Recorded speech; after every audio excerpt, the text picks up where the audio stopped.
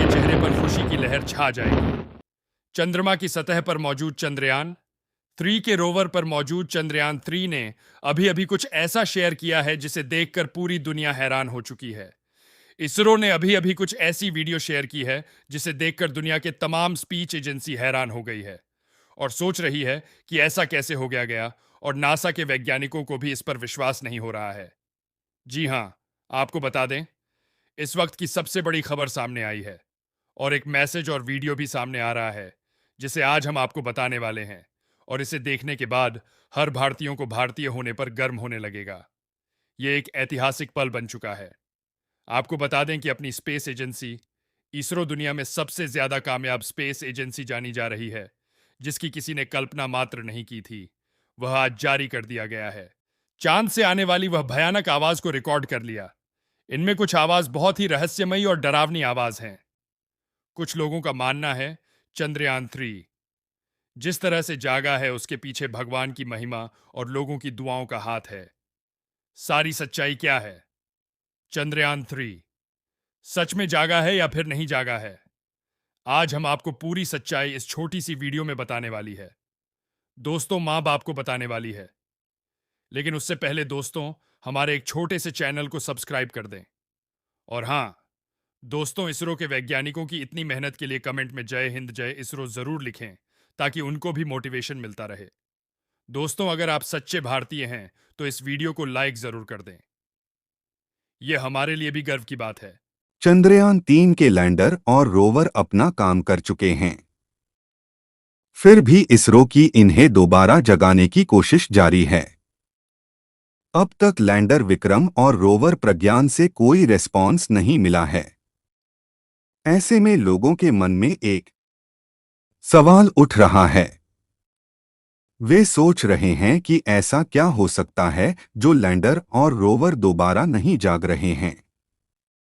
चंद्रयान 3 के लैंडर विक्रम और रोवर प्रज्ञान को दोबारा एक्टिवेट करने की कोशिशें जारी हैं। इन्हें एक चंद्र दिन के हिसाब से डिजाइन किया गया है। यह धरती के 14 दिनों के बराबर होता है। मिशन का मकसद इस अवधि में चांद के पर्यावरण का अध्ययन करना और डेटा को धरती पर भेजना था।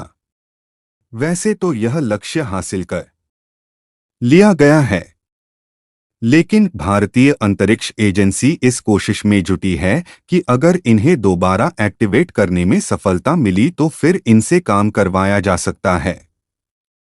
दरअसल 14 दिन की अवधि के बाद चंद्रमा पर सूरज डूब जाता है। इससे चंद्र रात की शुरुआत होती है जो धरती के अगले 14 से 15 दिनों तक चलती है। इस दौरान चांद पर तापमान -200 डिग्री सेल्सियस तक गिर जाता है। यह स्थिति रोवर्स के संचालन के लिए बहुत कठिन हो जाती है। लिहाजा वे अपने इलेक्ट्रिकल कंपोनेंट्स की सुरक्षा के लिए स्लीप मोड में चले जाते हैं।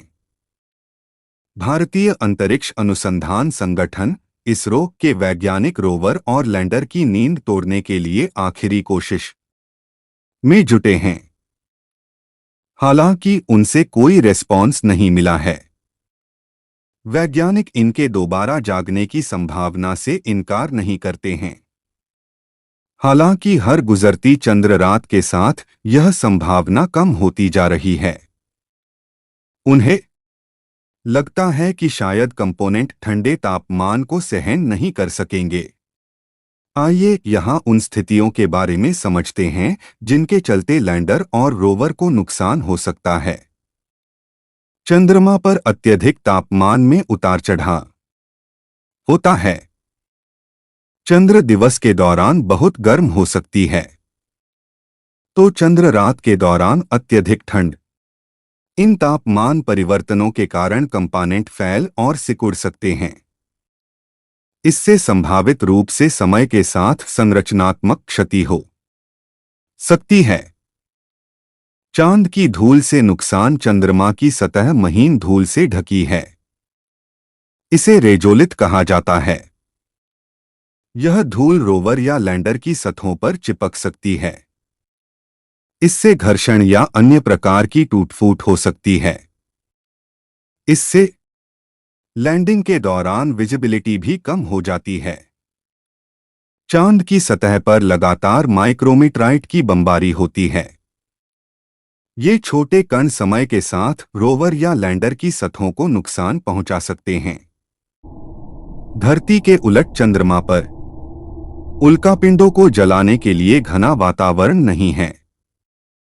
रेडिएशन से नुकसान घने वातावरण की कमी के कारण चंद्रमा की सतह गंभीर रूप से सोलर रेडिएशन और ब्रह्मांडीय किरणों के संपर्क में आती है। समय के साथ जो इलेक्ट्रॉनिक कंपोनेंट्स को नुकसान पहुंचा सकती है। बैटरी की कमी। रोवर और लैंडर बिजली के लिए सौर पैनलों पर निर्भर हैं। यदि ये पैनल क्षतिग्रस्त हैं या धूल से ढके हुए हैं तो रोवर या लैंडर अपनी बैटरी को रिचार्ज करने में सक्षम नहीं होंगे। इससे कार्यक्षमता का नुकसान हो सकता है। कुल मिलाकर अगर विक्रम लैंडर और प्रज्ञान रोवर नहीं जागे तो वे चंद्रमा पर भारत के राजदूत के रूप में रहेंगे। वे इस बात का प्रमाण देंगे कि भारत चंद्रमा के अज्ञात हिस्से पर उतरने वाला पहला देश था। चंद्रयान-3 मिशन को बेहद सफल माना जाता है। कारण है कि ये स्लीप मोड में जाने से पहले अपने मुख्य उद्देश्यों को हासिल करने में कामयाब रहा। भारतीय अंतरिक्ष अनुसंधान संगठन इसरो को फिलहाल चंद्रयान-3 मिशन के विक्रम लैंडर और प्रज्ञान रोवर से संपर्क स्थापित करने में चुनौती का सामना करना पड़ रहा है। इस स्थिति ने उनकी परिचालन स्थिति को लेकर चिंता बढ़ा दी है। कई खोजों के बावजूद भी इन चंद्रा खोज पोर्टफोलियो से कोई संकेत प्राप्त नहीं हुआ है। वे अंतरिक्ष में 40 दिनों की यात्रा के बाद 23 अगस्त को चंद्र दक्षिणी ध्रुवीय क्षेत्र में अज्ञात रहे। विक्रम लैंडर और प्रज्ञान रोवर को अपना प्रारंभिक कार्य पूरा करने के बाद 2 सितंबर को स्लीप मोड में रखा गया था। रोवर ने शिव शक्ति बिंदु से चंद्रमा की सतह पर 100 मीटर से अधिक की दूरी तय की, जिससे चंद्रमा पर ग्रह, लोहा, ऑक्सीजन और अन्य तत्वों की उपस्थिति की पुष्टि हुई। हालांकि तब से प्रारंभिक आशावाद के बावजूद इसरो इस प्रणाली को पुनर्जीवित करने में असफल हो रहा है। इसरो 30 सितंबर को अगले चंद्र सूर्य से लैंडर और रोवर के साथ संपर्क स्थापित करने के लिए अपने प्रयास में जारी रहेगा।